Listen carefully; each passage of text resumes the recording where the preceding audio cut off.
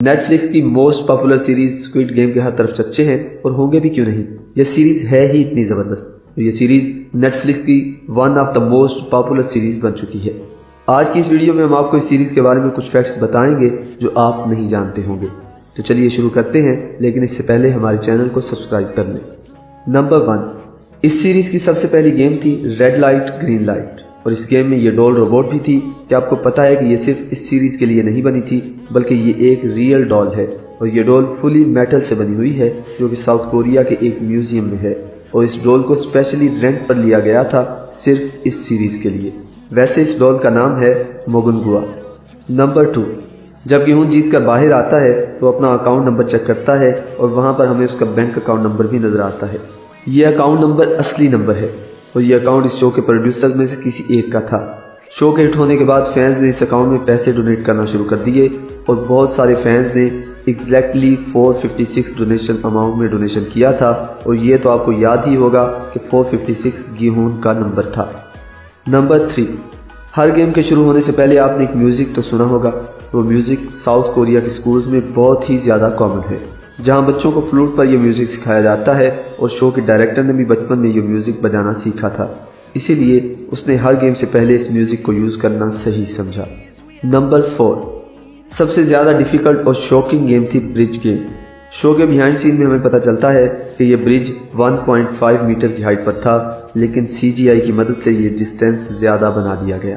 क्या आपको पता है कि ब्रिज के ऊपर लगे ग्लास नकली थे, लेकिन वो जंप का इम्पैक्ट बर्दाश्त नहीं कर पाते थे, और कुछ तो ऐसे भी थे कि टूट जाते थे।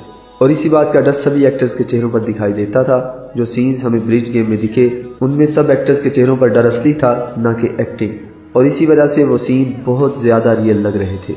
नंबर 5, इस ज़बरदस्त शो को बनाया है वांग डोंग युक ने, और इस शो की कहानी उन्होंने लिखी थी 2008 और 2009 के दरमियान, लेकिन उस वक्त उनकी माली हालत इतनी ख़राब थी कि पैसों के लिए उन्हें अपना लैपटॉप भी बेचना पड़ा था।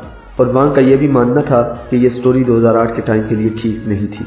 उसके तकरीबन 10 साल बाद नेटफ्लिक्स ने यह कहानी देखी और उस पर पैसा लगा दिया, और 2019 में वांग ने इस पर काम करना शुरू कर दिया, और पहले 2 एपिसोड लिखने में उन्हें 6 महीने का टाइम लग गया।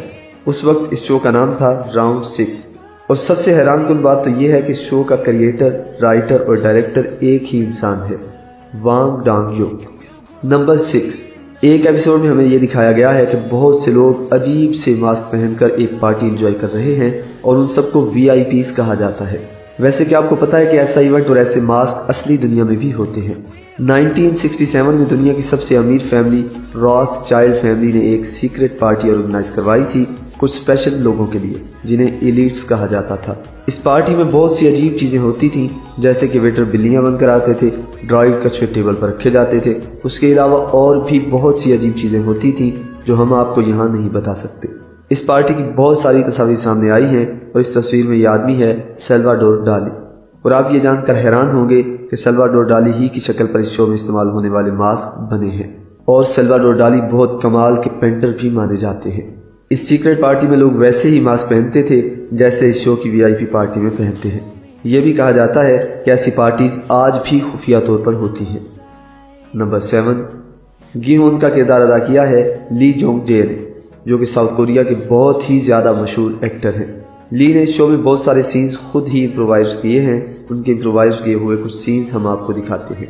ये कॉफ़ी वाला सीन जो आप देख रहे हैं, ली ने खुद ही इस सीन को इम्प्रोवाइज किया था। इसके अलावा रेलवे स्टेशन वाला ये सीन भी ली ने खुद ही इम्प्रोवाइज किया था, और बिल्ली वाला ये सीन भी इम्प्रोवाइज था। नंबर 8, जब रेलवे स्टेशन पर यह आदमी ली को एक नंबर वाली पर्ची देता है तो इस पर लिखा हुआ नंबर रियल होता है। क्या आपको पता है कि लोगों ने इस नंबर पर कॉल्स और मैसेजेस कर करके इस नंबर के रियल कॉलर को बहुत परेशान किया था। इस प्रॉब्लम को देखकर नेटफ्लिक्स ने इस नंबर को तब्दील कर दिया। वैसे इस नंबर के रियल होने की वजह से साउथ कोरिया के कई लोगों ने 50 लाख रुपए देकर इस नंबर को खरीदने की ऑफर की थी। नंबर 9, सभी कंटेस्टेंट का ग्रीन यूनिफॉर्म डायरेक्टर ने इसलिए इस्तेमाल किया था क्योंकि वो खुद भी स्कूल में वैसा ही यूनिफॉर्म पहनता था। नंबर 10, रेड लाइट और ग्रीन लाइट वाले गेम में सभी असली 456 प्लेयर्स ने हिस्सा लिया था, और वो सभी प्लेयर्स असली एक्टर थे। अगर डायरेक्टर चाहता तो आसानी से CGI के साथ इस करैक्टर को बना सकता था, लेकिन डायरेक्टर को रियल इफेक्ट ज़्यादा पसंद है, और इसीलिए ये सीरीज़ इतनी ज़बरदस्त है।